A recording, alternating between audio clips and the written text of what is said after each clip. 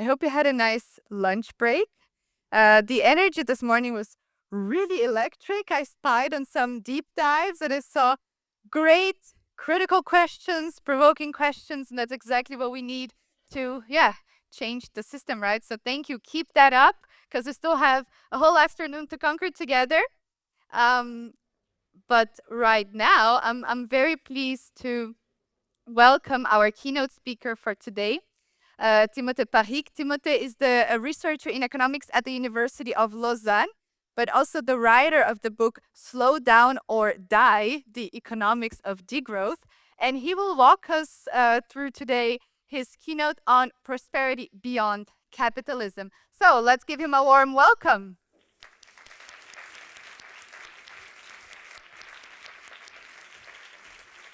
Thank you. Hello, everyone. Is my mic on?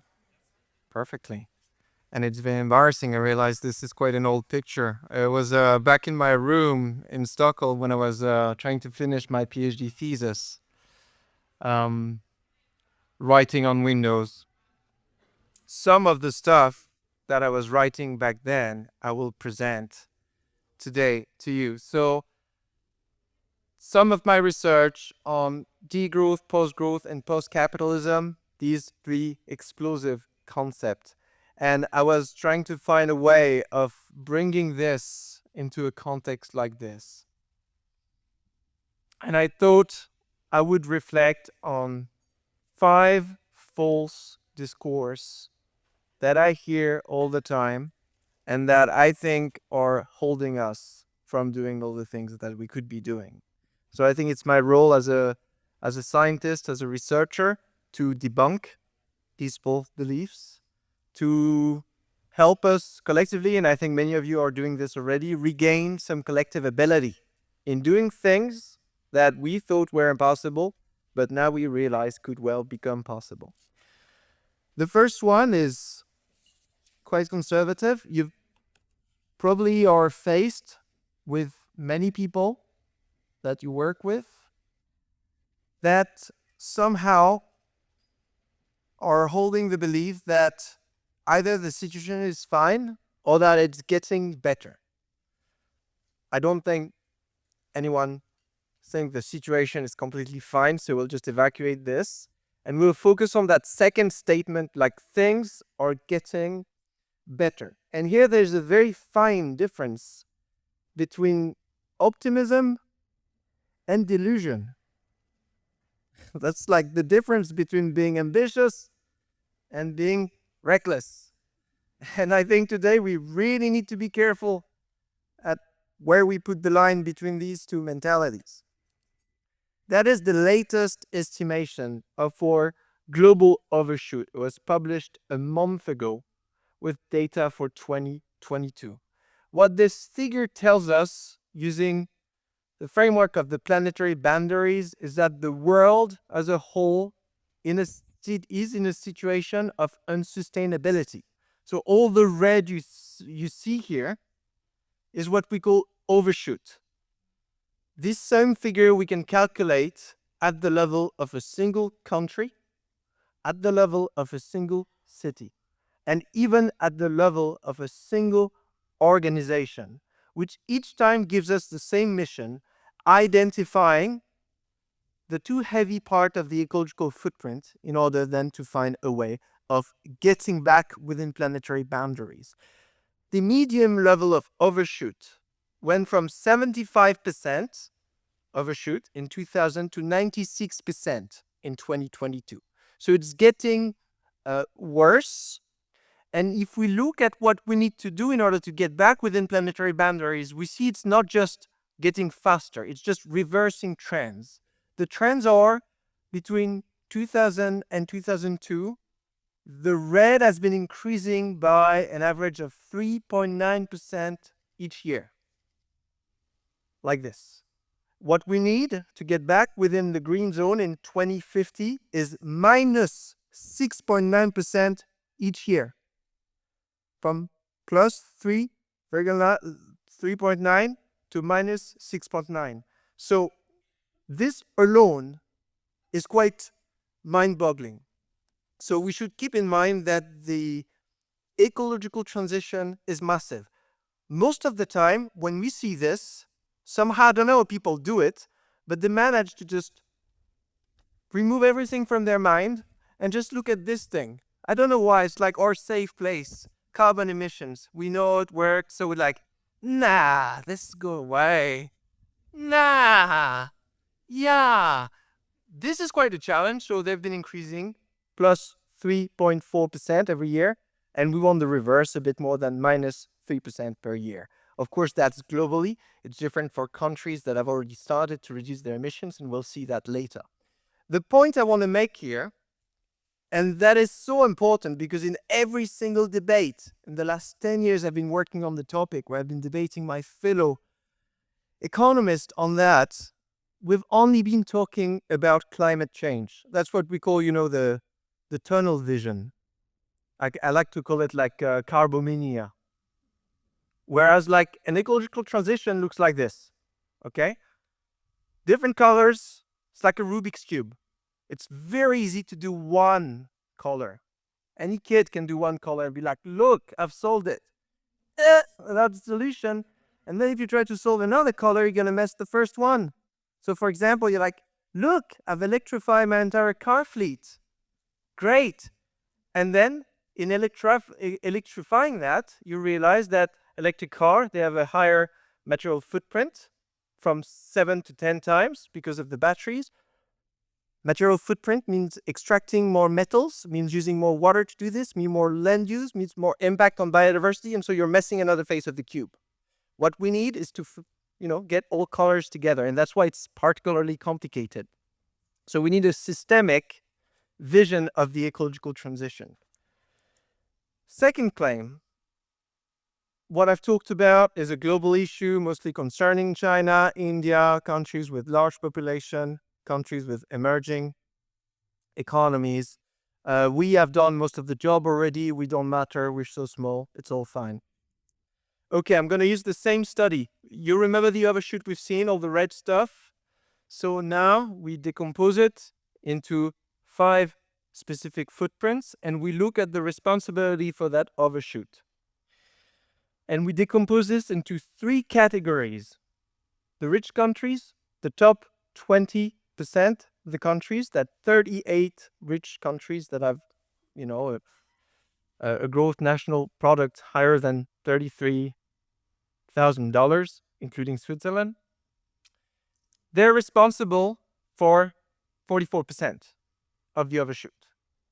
So that's these numbers, and I will show you another one that debunk the myth that somehow rich countries, because they're small and because they're mostly service economies and they've delocalized most of their industrial activities, they don't pollute anymore.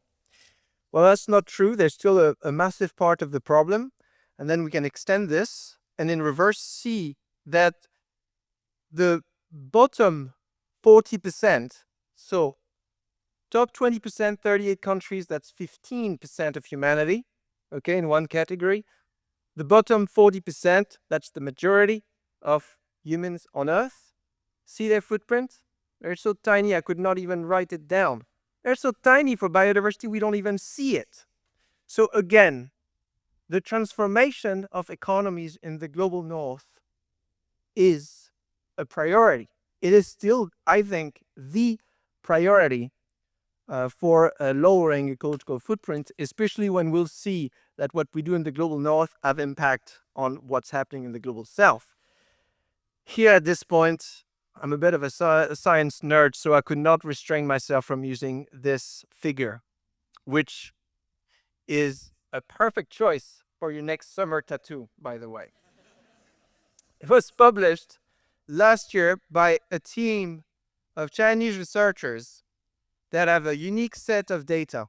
What are they using with this unique set of data? They've decomposed the world ecological footprint, not per countries, but per deciles. So you cut the world population in 10 categories, 10 income categories, from the richest, the top decile, to the poorest, the bottom decile. Okay?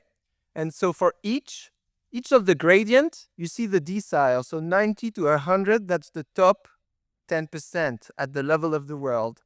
And they quantify the responsibility. So you see, for climate change, we start here because we know we're comfortable in that zone. That's a number we know, the top 10% at the level of the world, regardless of where they live. We're talking of individuals, not countries. They're responsible for 43% of global emissions, okay? Whereas, like, we won't be able to read it. The bottom 10% are responsible for just almost nothing. This pattern we see for other environmental issues. Let's pick one let's pick, for example, biosphere integrity, which is a measure of biodiversity loss, of biodiversity health. Top 10% responsible for 38% of global impact. Okay, so now there's these new studies that have come in the last 10 years using what we call consumption-based data. Because before we were measuring impact using production-based data. For example, the emissions of everything that is produced in Switzerland within its borders. But now we realize that to estimate more realistically the footprint of Switzerland, we need to take into account, of course, what it imports, and then we need to subtract what it exports that we're not using. And when you do this, you get consumption-based footprints that are just much, much larger than production-based footprint. And this is a good time, I think, to remember that this is very new. There is not a single country that I've seen that has set itself a consumption-based target. All climate targets are based on territorial emissions. But in Switzerland's territorial emissions, imported emissions represent more than 60% of the Swiss carbon footprint. So when you say, like, we're going to reduce territorial emissions, it's like I'm going to do a diet, but I'm only going to do one leg. It's easier than doing your entire body. Okay, we're getting from the easiest to the most difficult growth and starting from dirty to green. So that's the idea of green growth and decoupling. Where to start? Let's start here.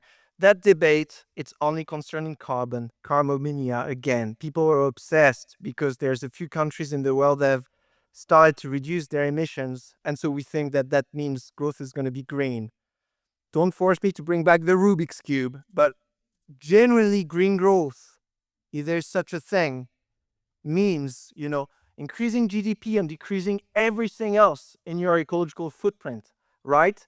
Not only at home, territorial, but also consumption-based elsewhere. And that's the one that I've showed in my PhD thesis and work after that was extremely difficult, if not even theoretically impossible.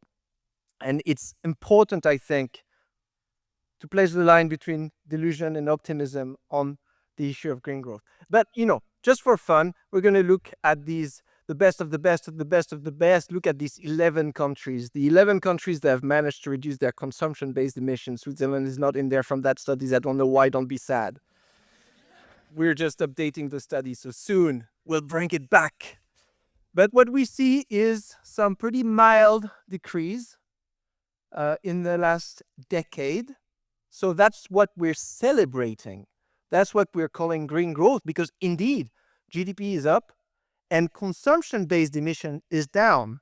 So we're like, but then we see, okay, but here there's a problem of speed. Like at the current pace, it would take these countries more than 2 centuries to reach carbon neutrality. So that's like me quitting smoking by, going from 20 cigarettes a day to like 19.6 cigarettes a day. Like, I don't think any doctor will find this convincing. Because the quit smoking analogy would be this: quit fossil fuel, that's what we need to do, and that is what is very bordering theoretical impossibility. And again, that's only for climate change, which you could say it's an easy boundary to solve because we have alternative to fossil fuels. Moving on to one of my favorite concepts that helped develop with a broad community of researchers during my thesis is degrowth. And here I want to be crystal clear. Is degrowth easy to do in a modern economy? Public finance and employment, geopolitics? Nah. Social acceptability is It's an extremely difficult Rubik's Cube that you're doing underwater, blindfolded, like this. But if we come back to the impossibility of green growth, then it means we have to degrow. Like there's no middle ground. If you take, for example, your footprint in Switzerland, you're looking at it's evolving. Some stuff increase, some stuff are stable, some stuff decrease. You're like, I'm here. I want to be here in 20 years. If you cannot show that you can green growth, then it means you will have to produce and consume less. Period. It doesn't matter whether it's difficult, easy, whether you can do it overnight or whether you will never be able to do it. That's just a fact. And I think we need to be lucid about that fact. We can have all kind of objections later on, and maybe it is indeed socially, politically, economically impossible. But biophysically, there is no third way. And so when we consider this right now, what we observe in high-income countries is that trend, what some people have termed the great acceleration. So producing and consuming more, GDP is shooting up. At some point that brought us outside of planetary boundaries that the red forming in the figure I've showed you, the overshoot point. Some countries have started to reduce, but they remain in the red zone. What we need is to get back here. That's the green line I showed you that looked very roller coastery. If you cannot do this while producing and consuming more or the same, there's only one other option. You will have to produce and consume less. That's the degrowth drop, the degrowth gap, the temporary phase of contraction that will happen in your economy if you want to bring it back within planetary boundaries. There's endless questions about how this could happen, but so far I've not seen any convincing evidence that we can do without it. Then that leads to another reflection, because of course, any of us here that have stopped smoking or do a diet, we understand that that's a temporary phase. You do it for a time and then you switch to something else, which we call a steady state. You've heard perhaps of post-growth, the well-being economy. So then we need to prosper without growth, would say Tim Jackson. Find a way of organizing our economic system so it can move, can have agility, not to fall within social minima. We still need an economy to make sure that all needs are fulfilled, but we don't want to fall back within past patterns of unsustainability. That's the goal. In doing this, very often people are scared. They're like, oh, that's GDP, such a great source of prosperity, which it is. Perhaps if you're a very poor nation in early phases of industrialization and development in general, which is not the case for Switzerland and for the 38 neighbors in that top 20% category, which is a great coincidence. Let's call that a happy coincidence. If most of the footprint was concentrated in the global south, like that would be a problem, because we're asking the people that have less to do even less than they have. It would not work. Even it's a mathematical impossibility. So it's a good thing here that we're in the other situation. And I'm sorry, I know it makes me sad to see Switzerland in 13th position of the World Happiness Report. As many of you know, it was first in 2014, the good old days, and then started going down, both 6, 8, 13. Right now, we have to accept it.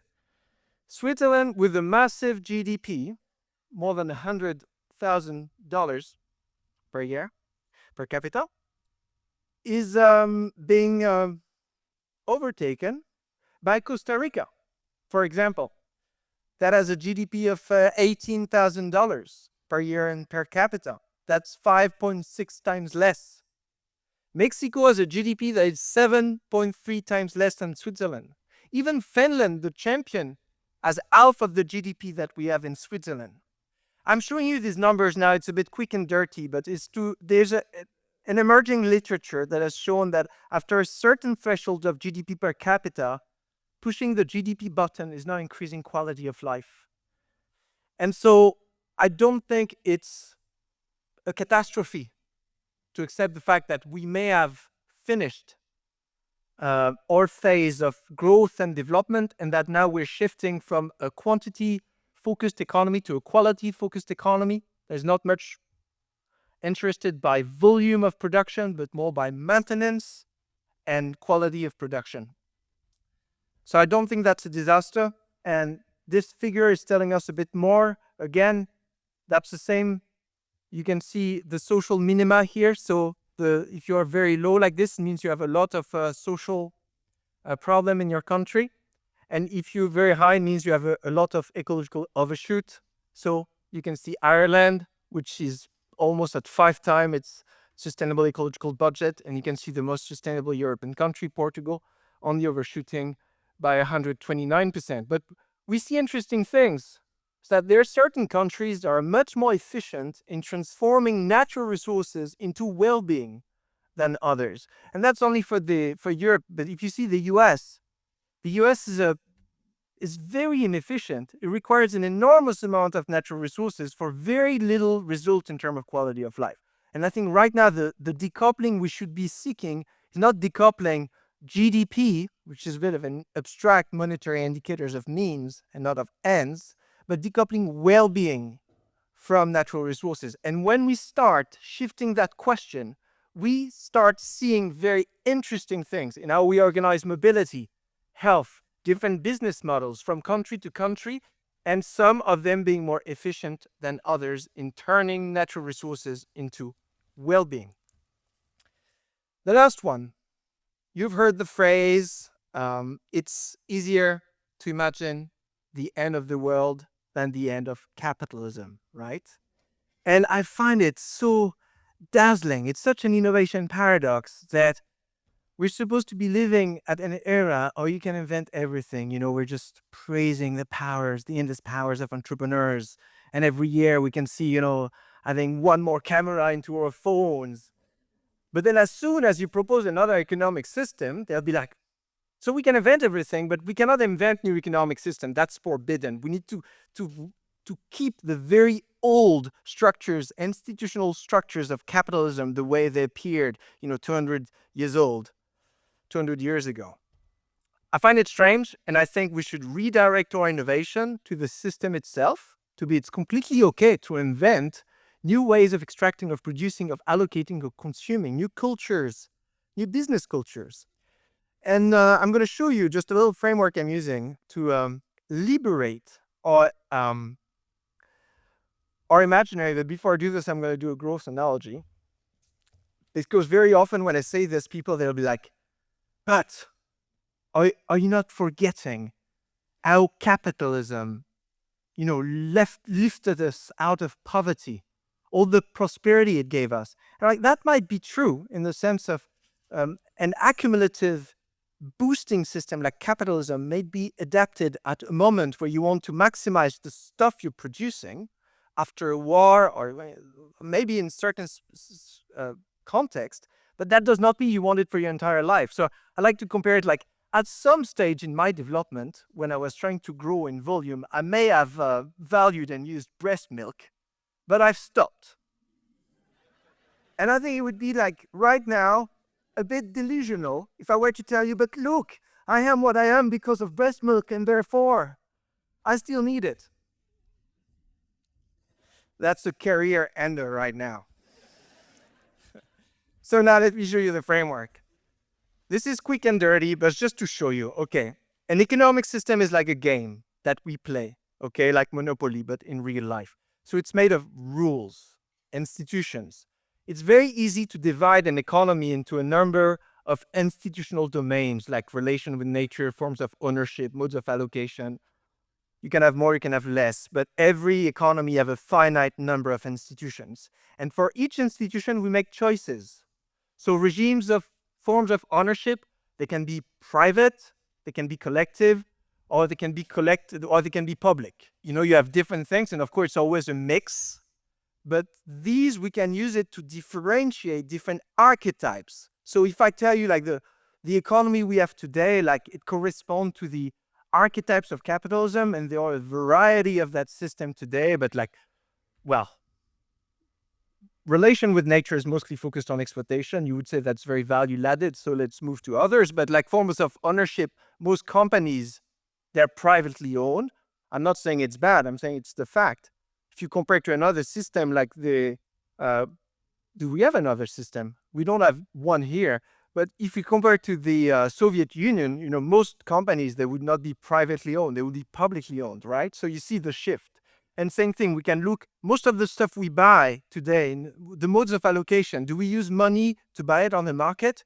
Yes, for food, housing, for most of the stuff. And so in other communities, if you come back to pre-capitalist, pre-modern communities, like they did not have market, nor maybe they had currency. So most of it was based on reciprocity. Just to show you, as an anthropologist here, we can use that framework to see different archetypes. And that is quite helpful to liberate our imaginary, because that means we can create systems that don't yet exist.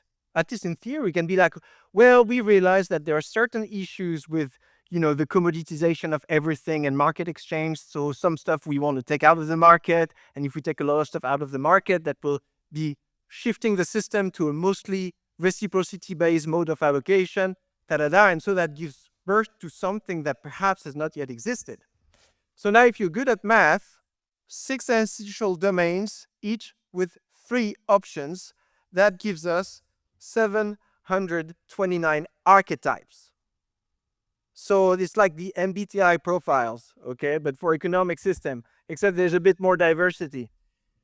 I'm showing you this to tell you that today I think we need to reinvent the vision we have of the economy.